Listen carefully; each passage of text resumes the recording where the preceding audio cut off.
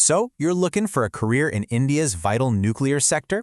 Then you've come to the right place. The nuclear fuel complex has just kicked off a major recruitment drive. And in this breakdown, we're going to walk through their official advertisement step by step so you know exactly what to do. Let's get right into it. Okay, so here it is. This is the official announcement. The Nuclear Fuel Complex, or NFC, is looking for skilled professionals for its facilities all across the country. We're going to dive into this document together, pulling out every single critical detail you absolutely can't afford to miss.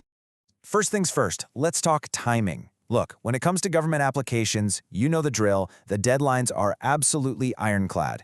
If you miss one, you miss the whole opportunity. So let's lock in the key dates you need to burn into your memory. Get your calendars out right now. The application portal opens at 10 a.m. on March 21st, 2026. It then closes at 5 p.m. sharp on April 18th. And I'm going to say that again. The final cutoff is 5 p.m. Trust me, you don't want to be that person trying to submit at 4:59 p.m. only to have your internet crash. Plan ahead. Okay, you've got the dates locked in. Now for the most important part, right? What jobs are they actually offering? This is where you find out if your skills, your education, and your ambitions line up with what the NFC is looking for. And here is the whole spectrum of jobs up for grabs. As you can see, it runs the gamut, from a high-level scientific officer at pay level 10, all the way to absolutely essential roles like pharmacists and technicians. You need to zero in on two things here. First, the unique postcode for the job you want, and second, that specific age bracket. Find your spot on this list. All right, so you've found a role that looks interesting. The next question is, do you have the qualifications? As you'd expect, that scientific officer role needs an MBBS. But check out the other roles. It's not just about the degree.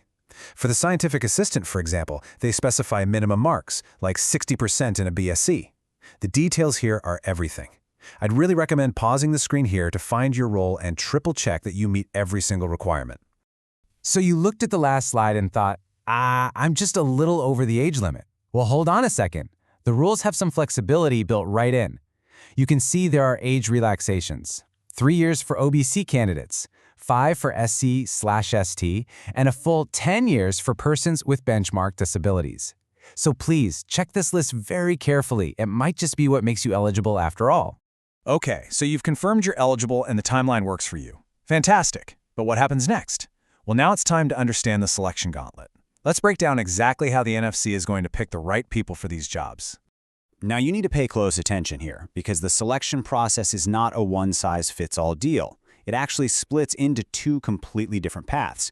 If you're going for scientific officer or scientific assistant, your selection is based just on a personal interview. Simple enough. But for the nurse, pharmacist, and technician roles, it's a full 3-stage test. It is absolutely critical you find your postcode here and understand which path you're going to be on. So, what's involved in that 3-stage test? Well, it's a very clear progression. First up, stage 1 is a preliminary test. Think of this as a screening exam to weed out candidates. If you pass that, you're on to stage 2, the advanced test. This is the big one. It's specific to your trade, and your score here is what gets you on the merit list. Finally, if you make it that far, you have stage 3, a practical skill test. It's not about getting a high score. It's a simple go, no go, a pass or a fail. You have to pass it to be in the running. All right, deep breath. We know the dates, the roles, and how you'll be selected. Now for the doing. Let's get practical and walk through exactly how you submit that application and make sure you get it right the first time. Let me make this as crystal clear as I possibly can. All applications must be submitted online, period. No paper copies, no emails, no dropping it off in person. The official recruitment website is the only way in. Trust me on this one. Before you even click that Apply Now button, you have got to get all your ducks in a row. This slide is your mission-critical checklist. You'll need your 10th standard certificate for your proof of birth, all your educational certificates, plus any caste or experience certificates that apply to you. And this is so important. Get your photograph and signature scanned and ready to go in the right format and size. Being prepared here is going to save you a massive headache.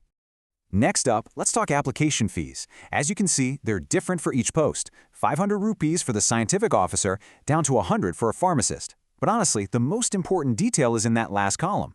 If you're an SC/ST candidate, a woman applicant, or a person with benchmark disabilities, you are completely exempt from the fee. Make sure you check if that applies to you. Okay, we are in the home stretch, but please do not skip this part. This final section has some absolutely critical advice and a few warnings that could literally make or break your application. So listen up. I want you to really let this sink in, because this is a direct quote from the official advisory. There are scams out there. People might try to mislead you with false job offers. Just remember, the real NSC selection process is based 100% on merit. Don't engage with anyone who promises you a job for money. All official communication comes through the proper channels, and that's it.